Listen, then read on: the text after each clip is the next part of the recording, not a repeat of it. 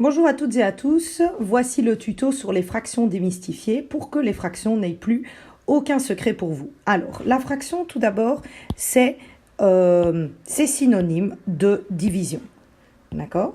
La division, on la connaît au tout début par ces deux petits points, n'est-ce pas? La division, on la connaît ainsi. Alors, tout d'abord, on va d'abord faire le lien entre la division et les fractions. Commençons.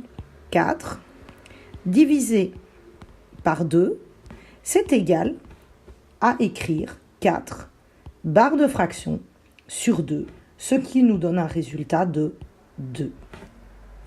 Et voilà, donc on se rend bien compte que la fraction, c'est bien la même chose que la division. On a le premier terme ici qui va se retrouver au numérateur, en haut, et le deuxième terme qui va se retrouver ici en dessous. Et voilà.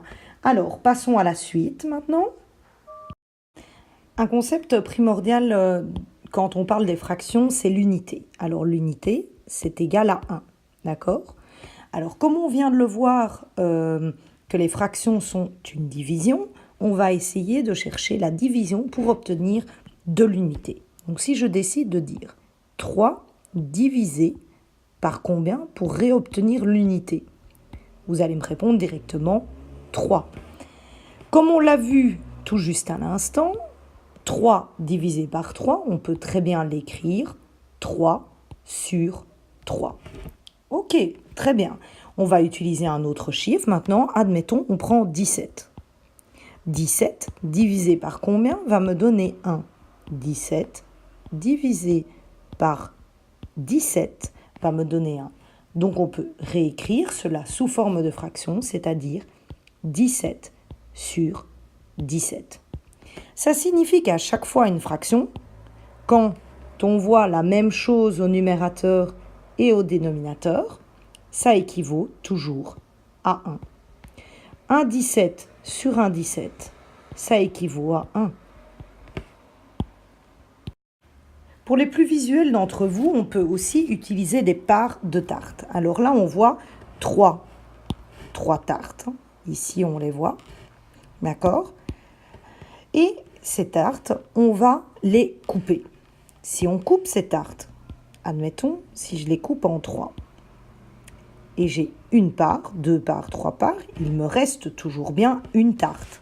Donc là, on va parler de 3 sur 3, qui me donne toujours l'unité.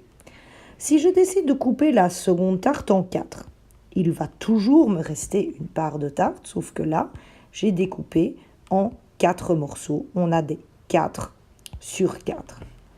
Ici, admettons que je commence à la couper d'abord en 4 et puis en 8. J'ai bien 8 parts de tarte. Mais par contre, au final, quand je remets les 8 parts ensemble, ça me donne toujours bien l'unité. Donc, 3 tiers, c'est bien égal à 4 quarts, qui est bien égal à 8 huitièmes, puisque, comme je l'ai dit tout à l'heure, si on a la même chose au numérateur et au dénominateur, on a toujours l'unité. On retrouve l'unité. Un 4 sur un 4, on retrouve l'unité. Un 8 sur un 8, on retrouve l'unité. Il est temps de se challenger par mon petit test que voici. Alors, 42 sur 42, ça va donner quoi? C'est comme s'il était écrit 42 divisé par 42, et ça me donne bien 1. Ok. Alors, 7, barre de fraction sur combien me donne 1? C'est comme s'il était écrit 7 divisé par combien va me donner 1? Et là, on peut directement dire, ok, c'est 7. Donc, on trouve bien la fraction 7 sur 7 qui donne bien 1. Et enfin, combien divisé par 13 va me donner 1? Mais là, vous l'avez compris, c'est comme s'il était écrit combien divisé par 13 va me donner 1. Et là, vous répondez tous en chœur 13. Merci pour votre écoute et à bientôt.